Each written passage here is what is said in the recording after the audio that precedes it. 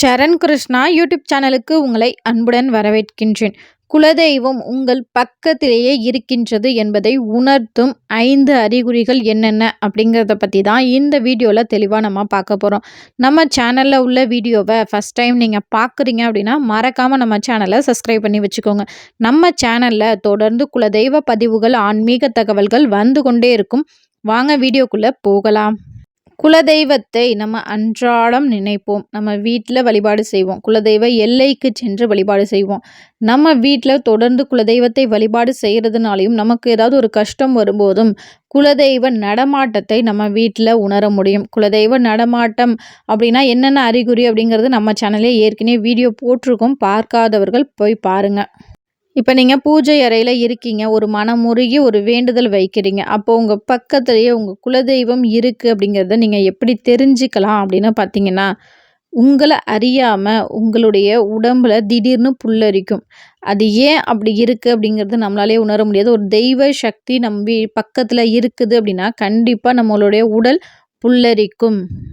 2வது அறிகுறி என்ன அப்படின்னு பார்த்தீங்கன்னா, நீங்கள் அமைதியாக உட்கார்ந்துருக்கும்போது, இப்போ வாசலில் உட்காந்துருக்கீங்க, இதில் உங்கள் பக்கத்தில் ஒரு தெய்வ சக்தி இருக்கின்றது, உங்கள் குலதெய்வ சக்தி இருக்கின்றது அப்படின்னா, உங்களை சுற்றி உள்ள உயிரினங்கள் உங்களை பார்த்து ஒரு முறை சத்தமிடும். அது பல்லியாக இருக்கலாம், இல்லை பசுமாடாக இருக்கலாம்.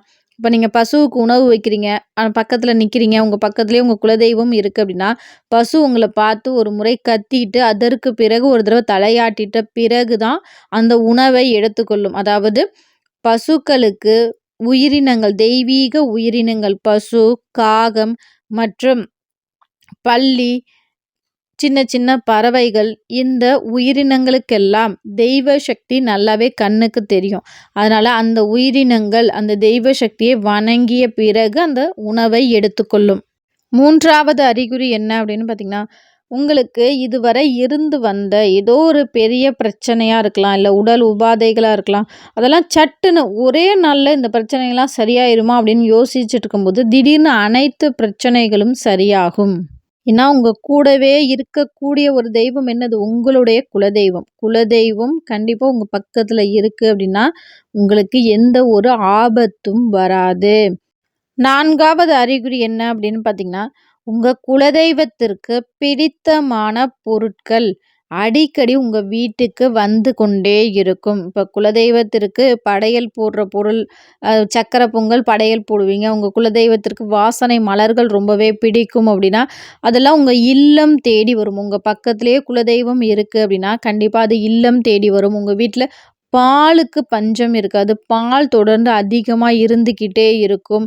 உப்புகள் நிறைவாக இருக்கும். செல்வங்கள் நிறைவாக இருக்கும். வீட்டில் அது அனைத்தையும் விட ஒரு சந்தோஷம் எப்போதுமே இருக்கும். அது உங்கள் வீட்டில் உள்ளவர்களோட முகத்தை கவனிச்சிங்கனாலே தெரியும். மற்ற நாட்களை விட குலதெய்வம் உங்கள் பக்கத்தில் இருக்கும்போது அனைவரின் மனதிலும் ஒரு இனம் புரியாத ஒரு சந்தோஷம் இருந்து கொண்டே இருக்கும். அது மட்டும் இல்லை, ஒரு தெய்வ சக்தி உங்கள் பக்கத்திலே இருக்குன்னா உங்கள் வீட்டை சுற்றி ஒரு நல்ல நல்ல நிகழ்வுகள் உங்கள் கண்ணு முன்னாடி நிகழ்ந்து கொண்டே இருக்கும். அது நீங்கள் வளர்க்கக்கூடிய சின்ன செடிகளில் உள்ள பூக்கள் கூட நல்லா பூத்து குலுங்குவது, நீங்கள் வளர்க்கக்கூடிய செல்ல பிராணிகள் குட்டி ஈன்றுவது, இது அனைத்து நல்ல விஷயங்களும் உங்களை சுற்றி நடந்து கொண்டே இருக்கும். ஏன் உங்கள் வீட்டில் கூட சுப காரியங்கள் எந்த ஒரு தடையும் இல்லாமல் சந்தோஷமாக நிகழ்வது, இது அனைத்தும் தொடர்ந்து நடக்கின்றது அப்படின்னா உங்கள் பக்கத்திலேயே உங்கள் குலதெய்வம் இருக்குது அப்படின்னு சந்தோஷம் அடையுங்கள். 5வது அறிகுறி என்ன அப்படின்னு பார்த்தீங்கன்னா, ஒரு மிகப்பெரிய நிம்மதி கிடைக்கும். படுத்தவுடன் நன்றாக தூக்கம் வரும். என்னங்க இதெல்லாம் ஒரு அறிகுறியா அப்படின்னு கேட்டிங்கன்னா, நமக்கு ஏதாவது ஒரு கவலை இருந்து கொண்டே இருக்கும். எதுக்காக கவலைப்படுறோம் அப்படிங்கிறதே தெரியாது. ஒரு சிலர்லாம் பார்த்திங்கன்னா தங்களோட வாழ்க்கையில் உள்ள கவலையே நிறையா இருக்கும். அதுவே அல்லாது எய்த்த வீட்டுக்காரங்க இப்படி இருக்கே, ஐயோ டிவியில் இப்படிலாம் நடக்குது அப்படின்னு சொல்லி நியூஸ் எல்லாம் கேட்டுட்டு கூட கவலைப்படுவாங்க. இப்படி எந்த ஒரு கவலையும் இல்லாமல் நிம்மதியாக படுத்த உடனே தூக்கம் வரக்கூடிய அந்த ஒரு மன நிம்மதி அப்படிங்கிறது நம்ம குலதெய்வ எல்லையில் உணர முடியும். அடுத்து உங்கள் குலதெய்வம் பக்கத்தில் இருந்துச்சுன்னா அந்த மன நிம்மதியை உங்களால் உணர முடியும். இந்த 5 அறிகுறிகளில் ஒரு சில அறிகுறிகள் உங்களுக்கு தென்பட்டால் கூட உங்களுடைய குலதெய்வம் உங்கள் பக்கத்திலேயே இருக்கின்றது அப்படிங்கிறத நீங்கள் தாராளமாக தெரிஞ்சுக்கலாம். குலதெய்வத்தை பிடித்தவர்கள் மறக்காமல் இந்த வீடியோக்கு ஒரு லைக் பண்ணிடுங்க. உங்களுக்கு உங்கள் குலதெய்வம் ரொம்பவே பிடிக்கும் அப்படின்னா உங்கள் குலதெய்வத்தின் பெயர் என்ன அப்படிங்கிறத மறக்காமல் எங்களோட கமெண்ட் செக்ஷனில் ஷேர் பண்ணிக்கோங்க. இந்த வீடியோ உங்களுக்கு பயனுள்ளதாக இருக்கும் என்ற நம்பிக்கையில் மற்றொரு வீடியோவில் சந்திக்கிறேன். இந்த வீடியோ உங்களுக்கு பிடிச்சிருந்தால் லைக் பண்ணுங்கள், ஷேர் பண்ணுங்கள், மறக்காமல் சப்ஸ்கிரைப் பண்ணுங்கள். இது உங்கள் சரண் கிருஷ்ணா யூடியூப் சேனல். நன்றி, வணக்கம்.